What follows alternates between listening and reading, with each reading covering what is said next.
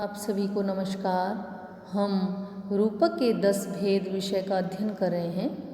इस क्रम में हम काव्येषु नाट्यम रम्यम रूपक के उद्देश्य, रूपक के स्वरूप का अध्ययन कर चुके हैं। आज हम रूपक के 10 भेद, नाटक प्रकरण, बाण प्रहसन, संवाकार, डिम इहामृग, अंक, वीथी और प्रहसन में से नाटक व प्रकरण प्रथम 2 भेद देखेंगे। रूपक के 10 भेद।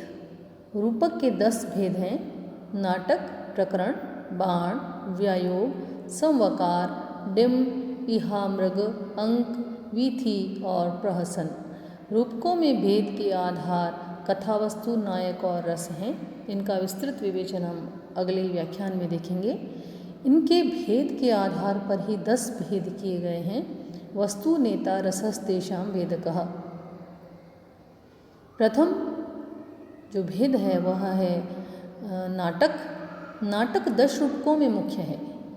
इसकी कथा ऐतिहासिक होती है या इतिहास प्रसिद्ध होती है। इसका नेता कोई राजर्षि या देवता होता है। इसमें मुख्य रूप से वीर या श्रृंगार रस होता है। समापन में अद्भुत रस का उपयोग किया जाता है। इसमें अंकों की संख्या 5 से 10 तक होती है। इसमें 5 अर्थ प्रकृतियाँ, 5 अवस्थाओं और 5 संधियों का समन्वय होता है। नाटक आदि में इतिवृत्त के नायक का कोई लक्ष्य होता है, वही फल कहलाता है। उस फल सिद्धि के उपाय ही अर्थ प्रकृतियाँ कहलाती हैं। ये अर्थ प्रकृतियाँ 5 हैं: बीज, बिंदु, पताका, प्रकृति और कार्य। फल को लक्ष्य करके किया गया जो नायक का व्यापार होता है, उसकी भिन्न भिन्न अवस्थाएं ही कार्यावस्थाएं कहलाती हैं। भारतीय नाट्य शास्त्र के अनुसार ये 5 अवस्थाएं हैं: आरंभ, प्रयत्न, प्राप्त्याशा, नियताप्ति तथा फलागम।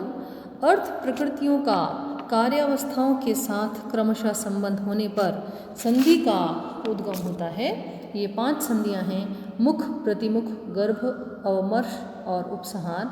इनका विस्तृत विवेचन हम अगले व्याख्यान में देखेंगे। इनकी योजना से कथावस्तु में क्रमबद्धता, रोचकता, प्रवाह तथा रसास्वादकता की अभिवृद्धि हुआ करती है। संस्कृत के अधिकांश नाटक अभिज्ञान, शाकुंतलम आदि नाटक के अंतर्गत ही आते हैं। प्रकृतित्वादर्थान्येषां भूयोरसपरिग्रहात् संपूर्णलक्षणत्वाच्च पूर्वं नाटकमुच्यते। नाटक अन्य सभी रूपकों की प्रकृति है।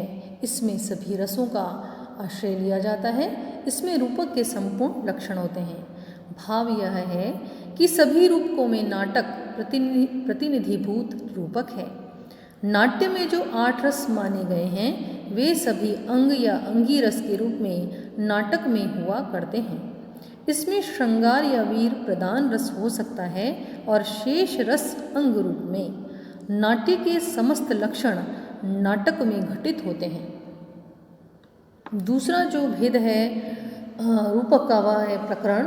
अथ प्रकरणे व्रतमुत्पाद्य लोक संशयम अमात्य विप्र वणि जामेकम कुर्याच्च नायकम धीर प्रशांत सापायम धर्म कामार्थ तत्परम शेष नाटकवत संधि प्रवेश कर साधिकम। प्रकरण का इतिवृत्त कवि बुद्धि कल्पित तथा लोक संशय अर्थात अनुदात रखना चाहिए।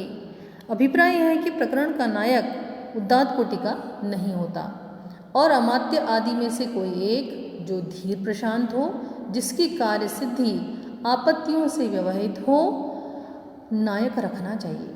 मंत्री अमात्य ही होता है और सार्थवाह विशेष प्रकार का वणिक व्यापारी ही होता है। प्रकरण में शेष, संधि, प्रवेशक और रस नाटक के समान ही रखने चाहिए। प्रकरण में नाटक से मुख्य भेद यह है कि इसकी कथावस्तु कवि कल्पित होती है। इसका नायक मध्यम श्रेणी का कोई व्यक्ति होता है। वह मंत्री, ब्राह्मण या वणिक आदि कोई हो सकता है।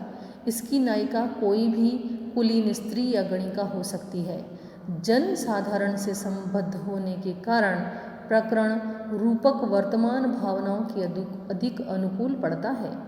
इसमें भी नाटक के तुल्य श्रृंगारस मुख्य और 10 तक अंक होते हैं। प्रकरण का प्रसिद्ध उदाहरण मृच्छकटिक है। उसका नायक चारुदत्त विप्र है, धीर प्रशांत है, धर्म तथा काम में तत्पर है। उसकी कार्यसिद्धि शकार की दुश्चेष्टाओं से विघ्न युक्त है। मृच्छकटिक प्रकरण मंचन के कुछ दृश्य। आज के लिए इतना ही।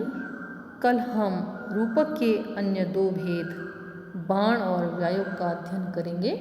तब तक के लिए नमस्कार।